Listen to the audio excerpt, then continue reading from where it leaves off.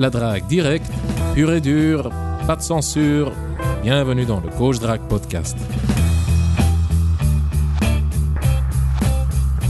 Cher auditeur, dans je ne sais plus quel épisode, je t'ai expliqué que je comptais changer le format du Coach Drague Podcast. Je comptais le subdiviser en rubriques. C'est pour varier, pour changer un peu, pour avoir aussi plus de sources d'inspiration. Voilà. Et une de ces nouvelles rubriques, c'est la rubrique questions-réponses. Et aujourd'hui, je vais répondre à une question de Bertrand. Sa question, la voici. Bonjour Consti, je suis un acheteur de Plus jamais seul et de Tu la veux, tu l'auras. Merci beaucoup, tes livres m'ont appris énormément de choses. Il me reste encore beaucoup à expérimenter. J'aurais des millions de questions à te poser, mais on va commencer par une. J'ai rencontré une collègue de travail à une soirée d'entreprise. Il y a un très bon... Ah oui. Lors d'une soirée d'entreprise, il y a eu un très bon contact. Malheureusement, on s'est fait jeter dehors de l'établissement car on était resté trop longtemps. Nous avions ni l'un ni l'autre de voiture et les conducteurs voulaient rentrer. Du coup, il n'y a pas eu de suite. La dernière fois que je l'ai vue, j'ai été frisé par la peur. Sa meilleure amie était toujours accrochée à son bras. On était en boîte, milieu où je ne me sentais pas spécialement à l'aise. Depuis, à chaque fois que je la vois, j'ai envie de lui demander son numéro, mais après le classique « Salut, ça va et toi ?» j'hésite à poursuivre, ce qui rompt le naturel de la conversation. De plus, je pars de l'entreprise dans 3 semaines. Je ne sais pas si ça vaut le coup de lui parler. J'arrive pas à accepter la peur.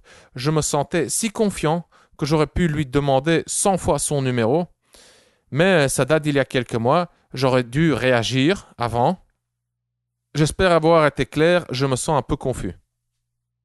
Fin du message de Bertrand. Merci Bertrand pour ta question. Cher auditeur, si toi aussi tu as une question, tu peux me la poser en m'envoyant un petit email. Tu trouveras mon email en dessous de ce podcast sur le site du Coach Drague Podcast et dans la description sur SoundCloud et YouTube. Quelques petites instructions, ne le fais pas trop long. Genre, je sais pas, 300 mots, 500 mots, enfin un truc qui peut se résumer en 1 à 2 minutes. Voilà, sinon ça va faire trop long. Et maintenant, la réponse. Donc, cher Bertrand, j'ai noté ici quelques points, 5-6 points. C'est parti, premier point. Alors, lors de la soirée d'entreprise, oui, la soirée d'entreprise, à ce moment-là, la fenêtre d'opportunité était ouverte. Tu devais battre le fer pendant qu'il était chaud. Tu étais confiant, tu étais léger, tu étais souriant et il n'y avait pas d'enjeu aussi. Souvent, quand tu rencontres une fille, t'es beaucoup moins engagé, beaucoup moins attaché à cette fille et donc tu es détaché du résultat et tu es par conséquent plus naturel, tu es toi-même et tu fais souvent meilleure impression. Ce que tu aurais dû faire à ce moment-là, tu aurais dû faire une petite analyse logistique. Bon, je suppose que tu avais déjà quelques infos, mais en général, voici comment ça marche. Donc tu fais une analyse logistique, tu te renseignes où elle habite, ce qu'elle a prévu le lendemain, quand elle doit se lever, etc. Comment elle compte rentrer. Bon, une partie de ces infos, tu les avais déjà. C'est une collègue, donc tu sais, si vous travaillez dans la même entreprise, le lendemain, elle devait probablement se lever à la même heure que toi, elle devait commencer plus ou moins. Elle devait commencer ou pas, plus ou moins à la même heure que toi. Tu savais aussi qu'elle n'avait pas de bagnole, ça tu le savais. Maintenant, où est-ce qu'elle habitait? Où est-ce qu'elle habite? Cette info, tu devais obtenir cette info. Voilà, pour pouvoir t'organiser pour la suite. Étape suivante. Ok, tu as fait ton analyse logistique. Donc, tu lui as posé des questions, tu as récolté certaines infos. Tu n'as pas de voiture, elle n'a pas de voiture. Tu aurais dû réfléchir aux étapes suivantes.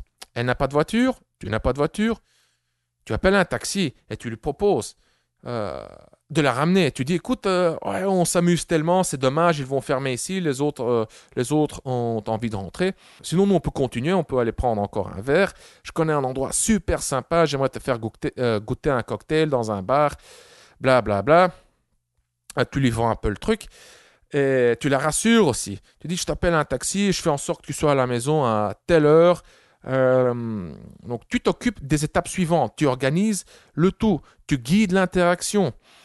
Et voilà, donc les collègues rentrent. Toi, tu restes avec elles. Tu vas dans un autre bar. Et là, vous êtes déjà tout seul. Il n'y a plus cette pression sociale.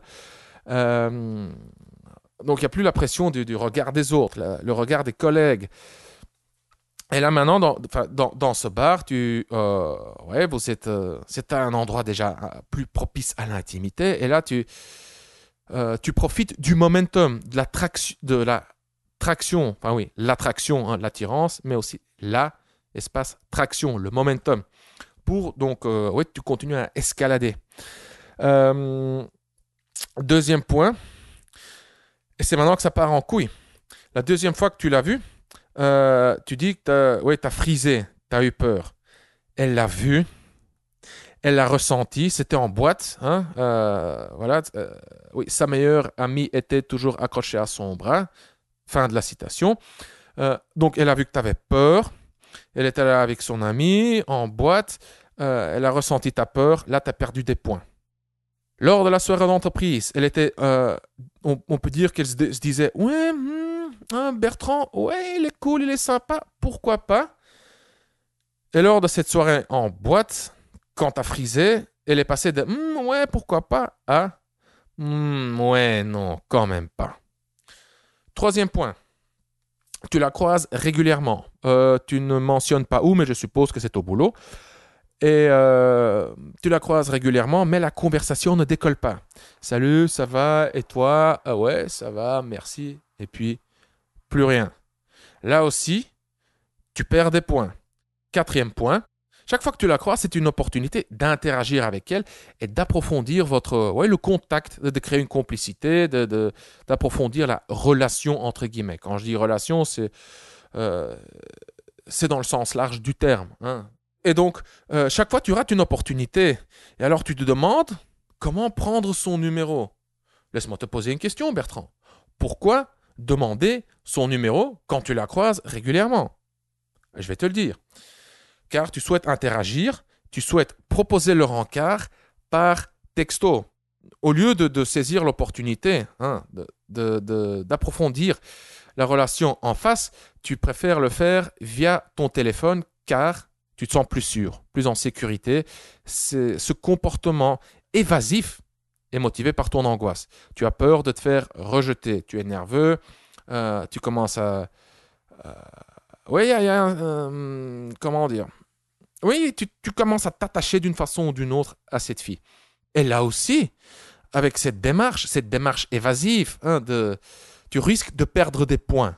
Donc, si tu demandes son numéro et si tu commences à interagir par texto, par message ou je ne sais quoi, bah là, tu vas perdre encore des points. Là, tu communiques implicitement, encore une fois, que ouais, j'ai peur et j'essaie de me protéger. Et c'est pas la vibe que tu souhaites dégager. Tu communiques tout sauf de la confiance. Et là, encore une fois, tu perds des points. Et ça fait à 3 reprises que tu perds des points.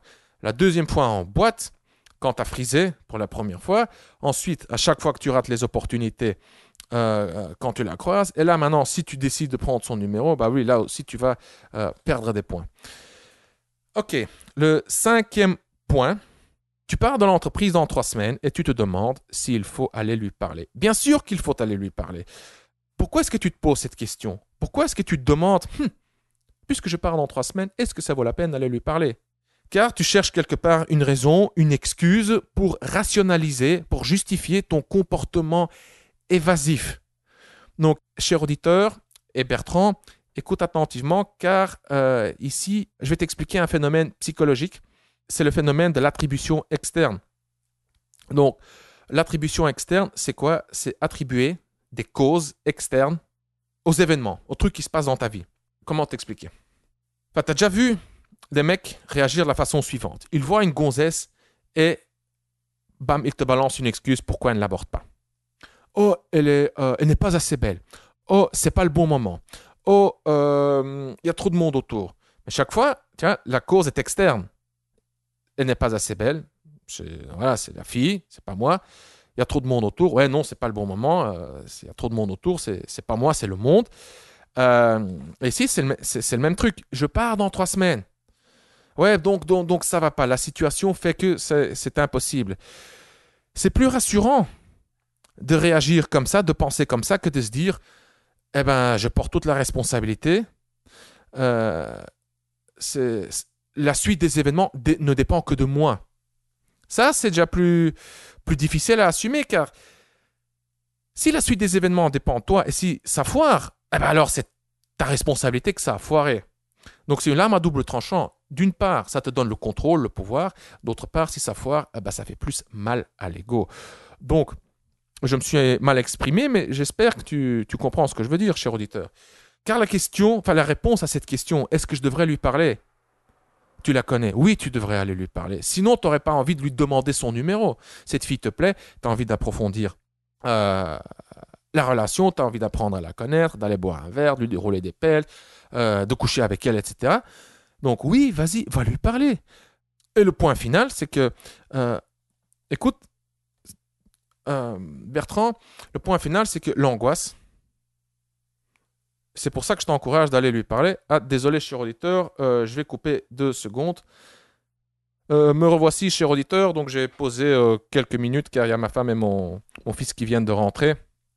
Et mon fils avait besoin d'un gros câlin. Il était fatigué, malheureux.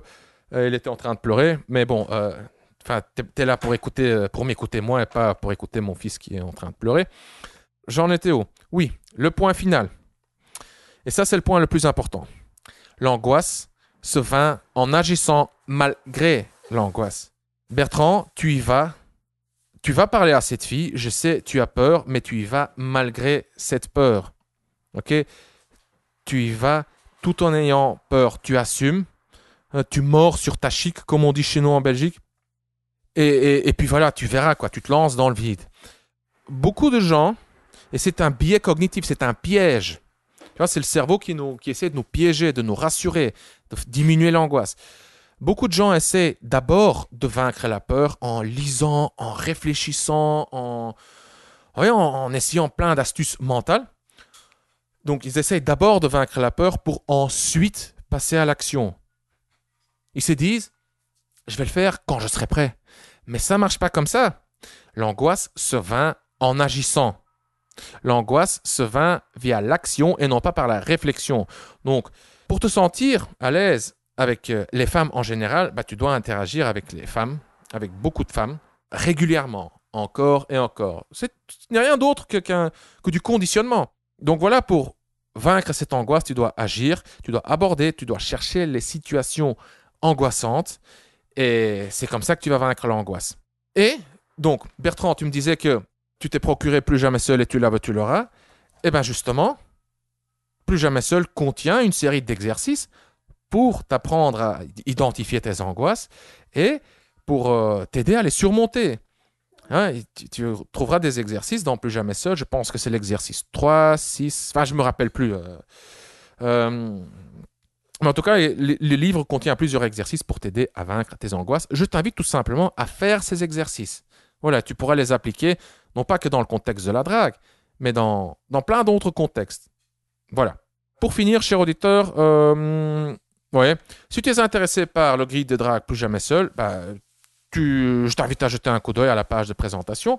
Tu trouveras le lien en dessous de ce podcast sur le site du Coach Drag Podcast, dans la description sur SoundCloud et YouTube. Et si tu souhaites me poser une question, tu peux le faire par email ou en me laissant un commentaire en dessous de ce podcast sur le site du Coach Drag Podcast et dans la description sur SoundCloud et YouTube. Et nous, on se retrouve demain ou après-demain. Je suis Consti de CoachDrag.com. Merci d'avoir écouté le Coach Drag Podcast. On se voit dans le prochain épisode. Bonne drague.